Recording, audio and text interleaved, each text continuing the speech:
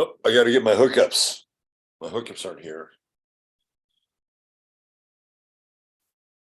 Let me get hooked up, y'all. Where are we? Come on, here we go. Here we go. Let's go. Let's go. There we go. That's much better. All right. I think I have enough power without plugging in.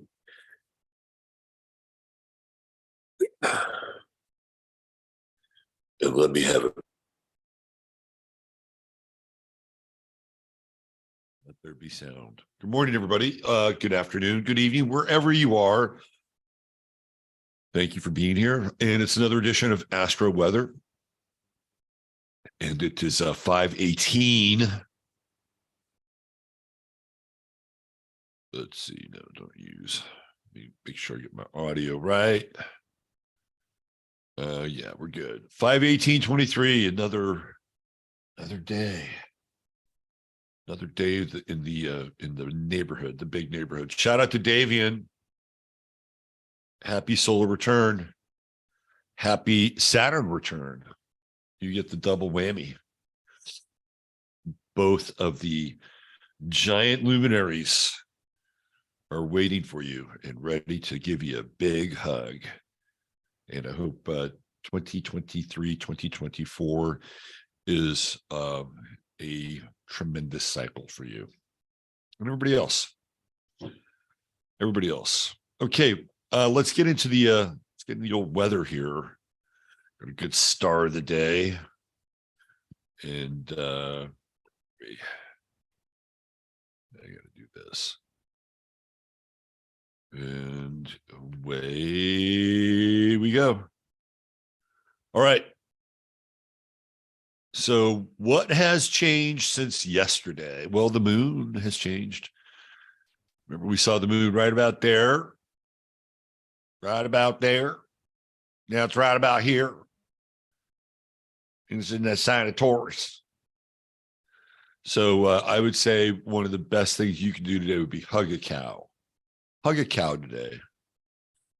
How often do cows get hugged? Anyway, in all seriousness,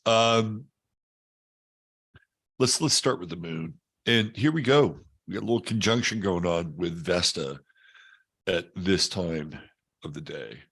And Vesta's a very interesting asteroid, which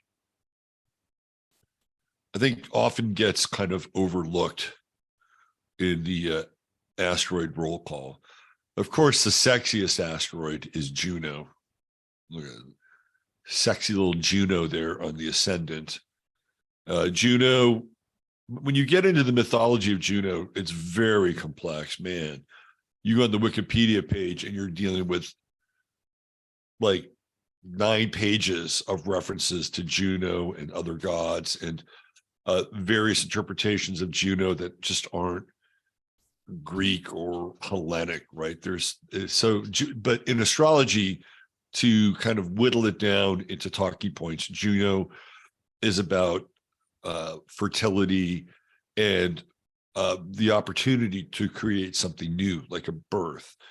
Because as the asteroids go, they're all feminine and they all represent stages of feminine expression. So Juno is fertile, right? It's June. That's what it represents. And when you're in June, you're kind of in the heat in the northern hemisphere, the heat of spring. And the next asteroid in that discussion would be Ceres. And let's take a look at Ceres. Where are you, Ceres? Call in Ceres. Ceres. Where is Ceres? Right there. Ceres is in Virgo, 24. Ceres is about, well, once you have the new life, whether it's progeny or a creative enterprise of some sort, Ceres nurtures it. Ceres sticks its boob out and says, drink of my milk of life. You must grow, right? That's the role that Ceres plays. Grain goddess, right? Feeding. I often feel like when you look at the asteroids themselves, you know, they're sort of symbolic, right? Like even Juno, to me, Juno looks like a dandelion, and you're just waiting for that to blow that dandelion, which is really initiating new birth, right? All those dandelion spores become new dandelions. The series is also like the shepherd's staff, and it is, if you feed and nurture, what do that's kind of what a shepherd does. It takes care of a flock, right? So there's that element also to series. Then we get to Pallas, and Pallas is all about pattern recognition and seeing how things are connected in a lot of ways, right? And when you even look at Pallas, it's like you're sort of you're looking through something, right? It's almost like it's a looking glass. Of all the asteroids, it's the one that has this kind of open space, and you can actually peer through that open space and see things differently, right? And then the last one, of course, is Vesta, which is what we're talking about today. And Pallas is the feminine figure who is maybe post-child, right? And it's often connected to Hera, and Hera being the oracular mate of Zeus. And the reason why Hera is involved in the correlation of Pallas is because Hera has seen it all. Like, she's sitting up there on Olympus, and after a while, humans and demigods become very predictable. So that's what she's able to do, right? Is able to see and notice patterns. And then there's Vesta, which is the oldest of the asteroids. And we get the term Vestal Virgin from Vesta. And, my take on Vesta is that there's a couple things about it. Number one, in the chart, it's generally reserved for the things that are, I would say, more pure in expression, right? There's a sense of purity when you get into this whole idea of the Vestal Virgin, like untouched. There's purity, but I also see Vesta as this thing that's you can encounter towards the end of your life, right? It's like that's what you move towards in some ways with Vesta. But in as much as you encounter it, it's encountering you from the reverse direction. And I think it's like a reminder, and like, it's this sort of shining light at the end of the tunnel. But it's a reminder of, in some ways, what you're here for. And what I love about Vesta is even the symbology of it. It looks like a lantern, and this little lightning bolt is like the flame. So I see Vesta as being like the eternal flame that is illuminating your trajectory from the end point. And when we get into a moon Vesta conjunction today, what I would suggest is, when we're in Taurus, we're dealing with material values, and we're dealing with comfort, we're dealing with security, and with the conjunction with Vesta, I think it's important to look at your investments. Pretty simple, right? What are you investing in? What are you investing your emotions in? What are you investing your emotions as it relates to the things that you own or identify with on a material level? And it's not necessarily a bad aspect at all. I think it in a lot of ways is kind of honoring this this deeper relationship that we have with being in this realm and the things that we use in this realm. And there may be this this is also a very interesting time to talk about real estate and looking at the moon in Taurus and Vesta, and what's long term, What is long term? Today's one of those days, right, where it's in the air and we're dealing with it on a national level here in this country and probably in other countries as well, with the global crises, right? And this whole idea of migration, and stories coming out of New York where people, children are being displaced from schools because they have to take on, the new citizens, the new home, right? And people don't like it. And Eric Adams is basically barking at people saying, just deal with it. This is a Moon Vesta conjunction. And I think people today, even tomorrow, I think they're starting to realize I would say the sanctity in some ways of the home, and how much we've taken these things for granted. And now all of a sudden there's these new waves of people who are coming here and in other places, other parts of the world. And it's really putting a spotlight on our own relationship with property and our domiciles, for better or worse. I mean, you're going to chime in and you're going to say, well, these people really need a place to live, and where they've come from is so terrible, and they've traveled so far. My heart goes out to them. Well, there's some truth to that. There is some truth to that. And to be honest, we've had it pretty good here in the 20th century, in this country and other parts of the West.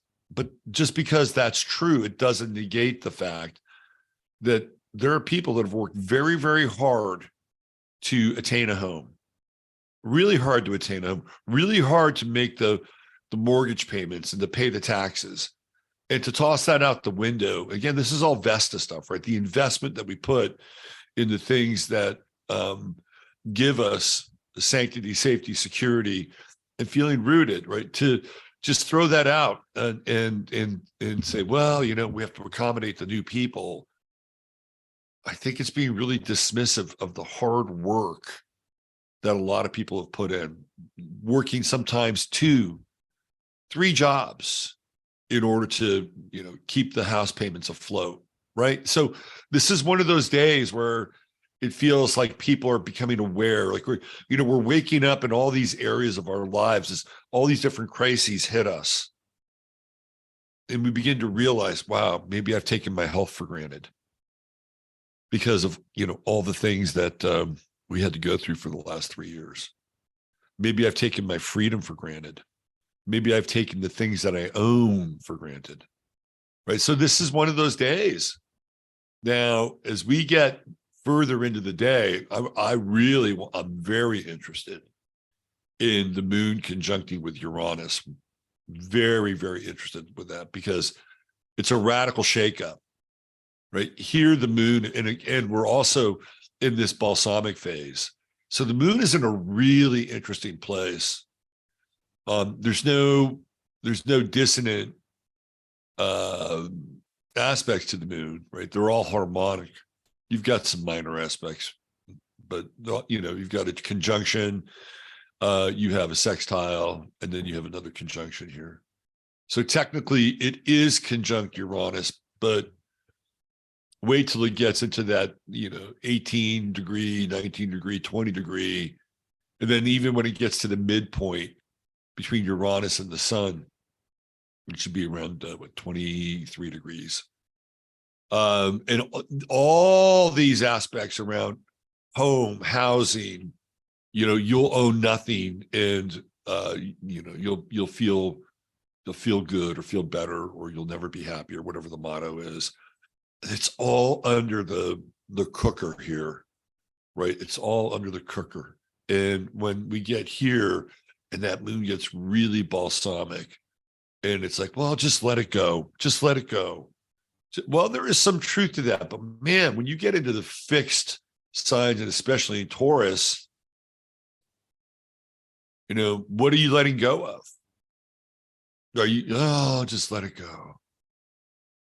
We have to give it up. It's for the greater good. The moon, Aquarius, Uranus conjunction is greater good stuff, right? But maybe the letting go is something different. Maybe it's not, well, come on in. Come on in, stranger. Welcome to America. Have a cup of coffee and take a load off. Maybe it's not that. Maybe it's that we're letting go in some ways of this idea that, we have to share everything with everyone. Because when this moon comes through, we have this new moon in Gemini, ultimately, right? When it comes through, we have the new moon in Gemini. All these issues around domesticity and home, they get shot through a prism. And it's going to be two very different and distinct camps that are dealing with this issue or dealing with this idea of, what a home is, who gets it. So this is a very interesting time. And we're starting to see more of this. Like on 15 Minutes yesterday, I got into this story about the residents of Chicago, right? Inner city. And it seems to me that the majority of the people at this press conference and meeting, probably about 95% of them would fit the demographic of inner city Chicago, right? They're Black. And they're pissed. They're really pissed. They're like, hey, all these people coming here and, we pay our taxes. And it's like, wow, right? There's this really interesting kind of awakening, epiphany going on right now. And I've talked about how this crisis will become an organizing principle for in ways that we don't even understand right now. So when we have the moon come in conjunct Uranus, it's radical, right? You'll hear radical proposals. Well, this is what we have to do, people have to start taking these people in. Like, what? Oh, yeah. And I've talked about this on my daily, pretty much daily, that BlackRock owns a shit ton of real estate. Like they went and bought up all these homes. And it's not just BlackRock. There are a bunch of other companies that have thousands and thousands and thousands of residential properties that they own. They got into bidding wars with people. And why did they do that? Well, maybe they had a plan in mind. Maybe they had a plan that included places for people to live. Not people that live here, but people that are new here. So that's all. I mean, to me, really the moon is the story, and the conjunction of Vesta. What are you investing in? What are you investing your emotions in? What are you investing with your money? Where's your money? That's another big piece here. And we have this Moon-Uranus conjunction. And later in the day, you'll see radical reactions toward what's going on. And it's indiscriminate, right? I mean, the stars in a lot of ways are indiscriminate, or the luminaries are indiscriminate. So you'll find people on the left, they'll say, fucking get over it. Get over it. Get off your privilege. In fact, get out of your house. Just give it up, give it over. You'll feel better about it. When you're on the streets, you'll identify with the oppressed. And then you'll have people on the right. By the way, those numbers are growing. You'll have people on the right that will say, no, sorry, this doesn't play here. This doesn't play here. It's a very interesting time. And it's also no coincidence that, all of this migratory action is happening in this very strong superstellium in Taurus, right? It's really getting down into the root chakra, because that's what Taurus represents. The second house is the root chakra. And then people are looking at, what is the thing that is the most sacrosanct in this country? It is the ownership of property and the ability to pass that property on to your next of kin. And I've talked about this before, and how this is a radically new concept that is just over 200 years old. because in other places, other parts of the world, that's just not the case, right? And if it is the case, then you had to be landed. You had to have a bloodline, chain of custody, and title to these properties, right? So it's a really interesting day. Just here alone, this little slice of the pie, and as the moon moves into this balsamic phase, and this idea that you have to let go of something, it's really going to trigger people. Really, really going to trigger people. And then as it gets shot out of that cannon, we hit that new phase. There's a bifurcation. There's two very distinct camps around all of this. So, this part of the story alone is really fascinating. And of course, big old hardy Jupiter has joined the party. And again, what sign is it? It's in Taurus, and everything becomes bigger. Our relationship to all things Taurus takes on a much grander proportion. So this, it's really, I don't know, this kind of off topic, but Pat McAfee, it's not really off topic, but Pat McAfee, some of you may know who he is, some of you may not. He's a guy who does sports, and he has a YouTube show, and he's very popular on YouTube, and he just signed this enormous deal with ESPN. Enormous. And prior to that, he signed an enormous deal with FanDuel. And he's a Taurus. And here comes Jupiter, and it's, more merry money for Mr. McAfee, right? So if you are a Taurus, Jupiter's your friend. Trust me. Just watch out for your carbs. Venus, talked about Venus yesterday. What's interesting here is now Venus is moving into square with Chiron. And the whole gun thing just won't go away, right? Like John Morant on video, playing around with a gun like it's an accessory, like it's a fashion accessory. So as Venus in Cancer, we have to be safe. We have to be safe, and squaring Chiron, the gun stuff. Give us 7 days when Venus goes into that square with Chiron. Oh boy. We need more safety. More safety, more safety, more safety. The flip side of that with the square is that sometimes you'll get into the other side of it. And you'll get into a heated debate of things like safety and security versus freedom. I mean, that Venus, we love Venus in Cancer. It's great values. We talked about it yesterday, but that's square to Chiron. And it's, oh no, we have to protect the children. Isn't it ironic that there's this, they always use children as a trigger point, no pun intended, but they use children as this trigger point in this, it's like this, it's like they hold people in emotional ransom with children. So they'll use this thing, like a school shooting or guns, and they're just, up in arms about that. But on the other hand, like, we have to protect the children. But on the other hand, you got, all of these surgical identity replacement centers popping up all over the country.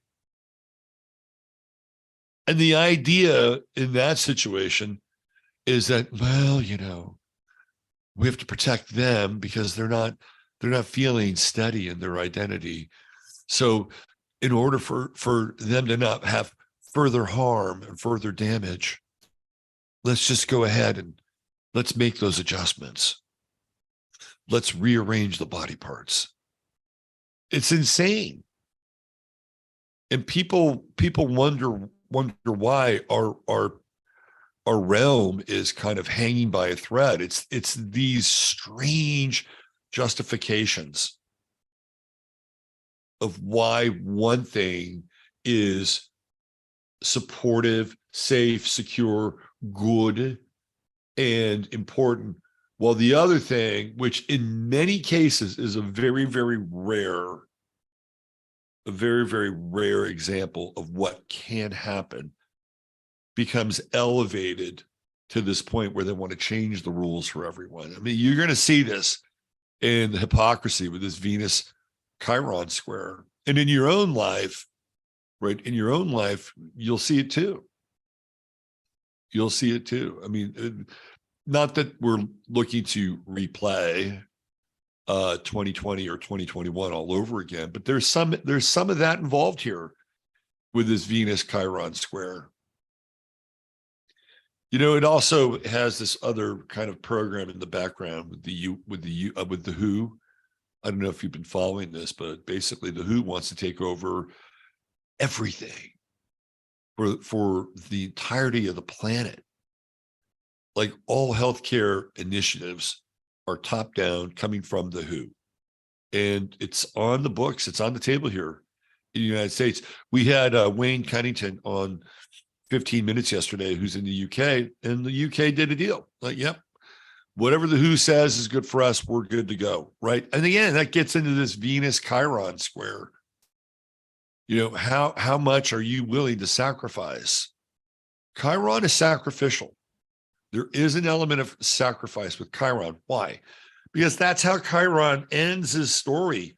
He gives himself up for Prometheus. He's tired of seeing Prometheus getting his liver pecked out. Although it was Prometheus's fault. What do we have here? It was Prometheus's fault.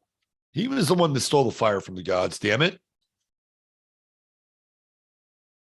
Chiron got all up in his feelings for Prometheus. Oh, I can't take it. I can't watch it anymore. I'll get on the rock for him, which he does. And you know, Zeus says, "Hey, you know, you do that, you lose your immortality." And Chiron says, "I don't care. I can't take it. He's suffering." So he gets on the rock, and then you know, Prometheus is like, "Oh man, thank God. I don't get my liver pecked out every damn day. Okay, what other damage can I do?"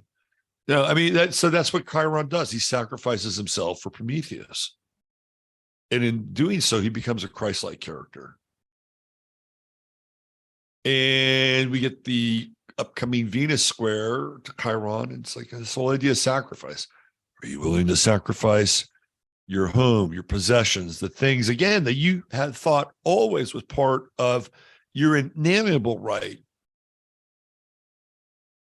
to the pursuit of life, liberty, and happiness? Are you willing to sacrifice that?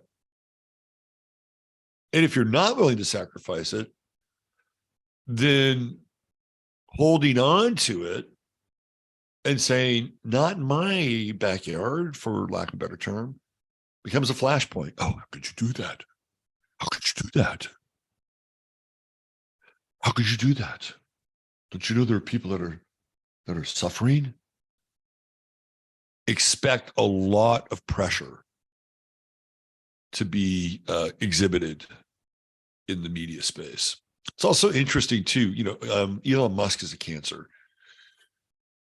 And I don't know if you caught Elon Musk's dialogue over the last few days. What is this here? What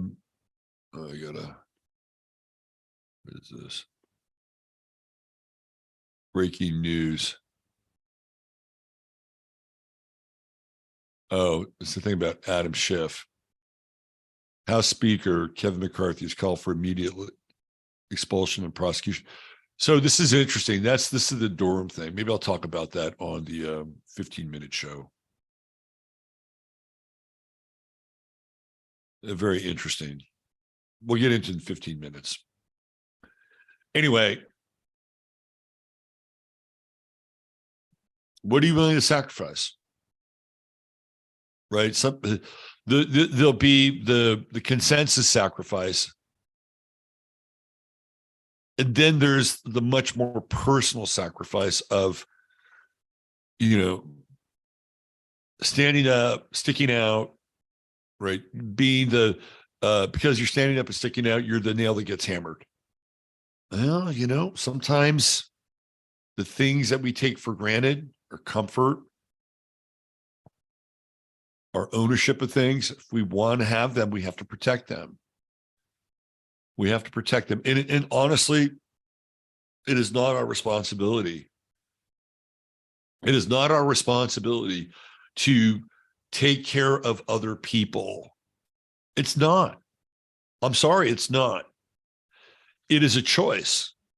We can choose to take care of other people, but it's not our responsibility. It's never your responsibility to take care of another person. It's a choice.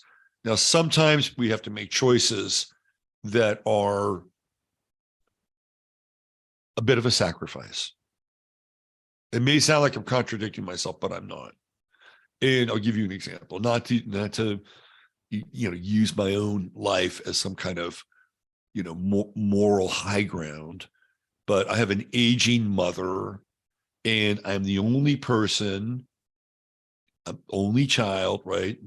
I have an aging mother, and I don't want to see her in some kind of nursing home or elder care center, so I am moving her here to Texas. That is a sacrifice. Trust me, it is a sacrifice. But it's one that I am choosing to make. Now, I could be a dick. I could be a self-involved, narcissistic dick. And trust me, there have been moments in my life where, I've worn those pants. But it's like, yeah, there are certain things you got to do. Right? And this is one of those things. Just one of those things. But it's a choice. I am making a choice. I don't really have to do it. And I'm sure many of you know people, maybe in your own family, like, yeah, you take care of it. I'm not there. You take care of it. But you don't have a responsibility to do that. It's not an incumbent responsibility. You can choose it. And in many ways, your life can be better for it because we're in Cancer territory. You're grounding these values. At the end of the day, you don't have to do it. You just don't have to do. You have no responsibility to take care of anybody else except a child. I'm going to use child. You do have a responsibility with a child because you brought the child into the world. So that's the one area I do believe people have a responsibility to take care of something. If you're in a relationship, it's two people choosing responsibility to take care of themselves and each other inside the relationship. It's a choice. It's a choice. And some of those choices are more front-loaded than others. Children, for example, an aging parent, right? If you're in a marriage, maybe you have a partner that's ailing. There's some responsibility to that. You could choose not to, right? You could, theoretically. Is it the best choice? No. So now we're in this area where it's like, okay, I choose this. Because you have these connections with people that are important. They're not abstractions. They're not ideals.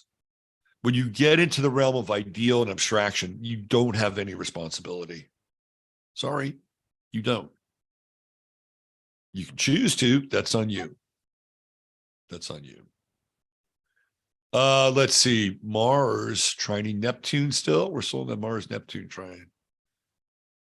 I like the Mars-Neptune trine. I do.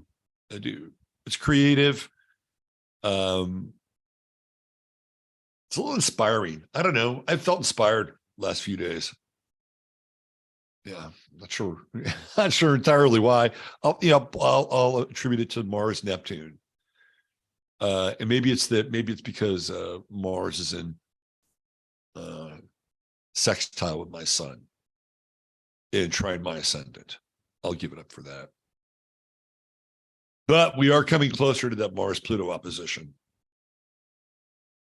The talk is ticking on that one. Okay, why don't we Why don't we look at the star of the day? I got a bit of a philosophical rant. So today's star of the day, and boy, was he a star. He was a freaking rock star. You notice I'm saying in past tense. It's Pope John Paul II. Probably the most popular pope of all time. In fact, I would call him Mr. Popularity. Actually, back in the 90s, I was in this kind of phase where I was writing songs. I was living in Olympia, Washington. I was writing songs. I was hanging out with this musician. And I had this whole kind of New World Order song cycle. And one of them was about the Pope. He's Mr. Popularity. Anyway, why is he so popular? Well, look at his chart. He's got Jupiter, Neptune right up here, Leo on the midheaven. Man, he is a star, right? He's on stage. He was on stage a lot. Neptune, of course, being the trident, the scepter, right? Neptune being the symbol of Pisces. Pisces. Right there. There's your Neptunian, Piscean scepter. And Jupiter making it all bigger. And in Leo, right, loyalty, this guy, the people were so loyal to this Pope. You can see it here. He was large. This guy was larger than life. Like this Pope Francis guy, I never see him in the Pope Mobile. He's not rocking the Pope Mobile. Pope John Paul, man, that Pope Mobile. It really, if you look at the Pope Mobile, it was a Mercedes pickup, right? It was a Mercedes pickup, and then they had created the sort of the bulletproof plastic tent around him, you know, and they're parading him around like he was in this whatchamacallit, glass house, hot house, right? It was like weird, but he was always there, man. He was always out in the public. He was probably one of the most public popes of our lifetime. So you can just see it. You can just see his popularity here. Love, love, love, love, love, love, love, love. Love, love, love, love, love. Now, what's interesting about this Pope is that he has a secular past. Well, how much do we know about his secular past?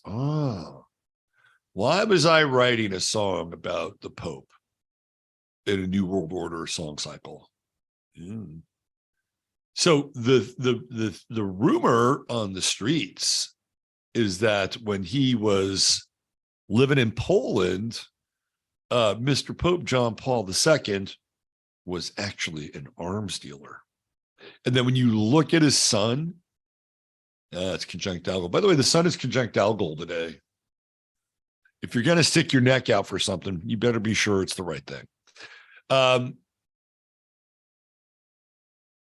His sun is conjunct Algol. He's got the new moon in Gemini, and it's all in the 8th house. So I believe there are two signs that are more associated with spycraft than any other sign. One is Scorpio, because you're dealing with secrets in the underworld. And the other is Gemini, because you have what? Two identities. And this guy had two identities. He was, I forget his long form Polish name. I know some people might know it. I don't. I can see it in my head. And he's the Pope, right? That's like two identities. So the conspiratorial dirt was that the Pope was a nerve gas dealer to the Nazis. Okay, that was talked about years ago. You know, like when I was getting my nose wet and this stuff, like that was like one of the things that people talked about. And then what he did is after the war, he hid inside the Catholic Church so that he wouldn't like go to Nuremberg or be, prosecuted, right? I could kind of see that with his chart. He's got this very secretive element about him with the sun and the moon here. And then, of course, he has a lot of sixth house stuff. Venus, South Node. And this is the Pope that had, well, a lot of them had sex, but he had sex with a woman, right? We know that. You know, he was not of virgin blood when he entered the church. So you can see the connection with relationship over here. It's all in the seventh house. And I think he probably liked the accoutrements that went along with being the Pope, right? He probably got into it. And the other thing that I found interesting about this chart is, like, even Mars, you know, knowing what we just shared about his potential past. Look at Mars. Where is Mars? It's in the 12th house. It's hidden, right? Like, it's this hidden thing. Oh, yeah, there's Mars back here. What's he hiding, right? And it's even retrograde. And the retrograde position is also very, very much akin to retreating, right? Retreating literally into the 12th house, which is the church, which is this place where it's all off limits, right? It's a really, like, you know, if you know the elements of that story and you look at Mars, you go, wow, look at that. It kind of makes sense. You know, he's Libra rising, so he's very graceful, and people see the Libra rising. Oh, he's such a nice man. He's so nice. True node in Scorpio in the first house. This is a guy that got by on a lot of magic. A lot of magic. And you can slice and dice that any way you want. You know, he was able literally to, I think, manipulate the expression of his identity. Again, what are we talking about with Scorpio? Underworld, first house, secrets, the true node. He's going to plunge into his identity. He'll transform himself too. And of course, that's what he did. He transformed himself from being kind of this secular figure who we don't know a whole lot about unless they tell us, right? And then he recreates himself into this new figure. Very, very true node, first houseian. The Saturn-Uranus opposition is interesting because Saturn, of course, is the Pope, right? Saturn is the Pope. If you look at the Hierophant in the major arcana, he's the Pope. It's very Saturn. You know, it's not warm and fuzzy like the Empress. And the Empress says, oh, let me give you a hug and let me give you some soup. And let me tell you how blessed and important you are. The Hierophant is like, no, you fucked up, and give me 300 Mother Marys or whatever they're called, right? Like, that's the Hierophant. And he's got it in Virgo. So there's something about Saturn here in Virgo, which kind of made him irreproachable in some ways. Like, yeah, you didn't talk shit about the Pope, right? Oh, he's pure. But then the other side of Saturn, you have Uranus. It's like, well, what's that all about? You know, that there's something much more radical about his presentation to the world that we know. It's a really interesting chart in light of the story that I just shared with you. So there we go. Pluto up there in the ninth house in Cancer. I think this is a guy, whatever you believe about him, whatever backstory that there is with him, and I think there is a backstory. He gave people a lot of comfort, right? This is a Pope that people just put all their full faith and credit in. And to me, that's Pluto in the ninth house in Cancer. It's like, we're all in. You know, he's going to be Father Superior. And even here, you know, he's got the same kind of astrological appellation that a king would have. Only with Neptune, he's a papal king. All right, let's get out of here. That does it for today.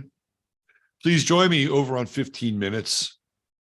And that's my show that I do shortly after this one, which means I got to get cracking, got to get it going.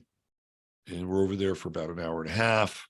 You can see 15minutesoflame.com. That is the address of the show, 9:11 a.m. Central Standard Time, 10:41. That's when we wrap things up. And speaking of wrapping things up, I cannot end the show without giving a shout out to my sponsor, my buddy Chris, over at truehempscience.com. And I'll give you a visual. It looks like, I guess you can still vote for him. I guess the voting is still going on. So if you don't want to buy a product, give the guy a vote. Here we go. Let's see if we can influence this election. I wonder if they'll rig this election for some other CBD dealer. Anyway, if you want some of the best CBD on the internet, truehempscience.com, this is your place to go. And you get a 30-day money-back guarantee. You can make an appointment online, and you can ask Chris about, well, what would this be good for? What would that be good for? Or I'm experiencing a little bit of this. What do you think? He'll tell you. He'll talk with you. He'll take time out of his day. And if you order $100 or more, type in 15MINS, 15MINS, and you will get free product with your goodies that you have purchased. $150 more gives you free shipping. All right, that's it. We're out of here. The cats have all assembled, and I appreciate you cats today for everything you did for today's show. You couldn't have done it without you. And the same goes for you. Take care. Use your head in order to discern what's real, your heart to say what's possible. I'm Robert Phoenix, and bye for now.